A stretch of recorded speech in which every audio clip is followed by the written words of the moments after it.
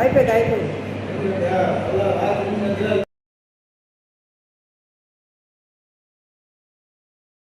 பேர் பிரகாசனா. நான் பழமநேர்லேருந்து சென்னை பார்த்த மாதிரி போயிட்டு இருக்கிறேங்க. போயிட்டு இருந்தால் நான் வேகத்தாட முன்னாடி இந்த ராஜசேகர் ரெட்டி சிலை இருக்குது பார்த்தீங்களா, அது வேகத்தாடு இருந்துச்சு. அதில் வந்து நான் ஸ்லோ பண்ணேன். காரு நம்மளுக்கு பின்னாடி வந்த வண்டி, அவர் நல்ல ஸ்பீடு வந்து பின்னாடி விட்டாருங்க. முன்னாடி விட்டு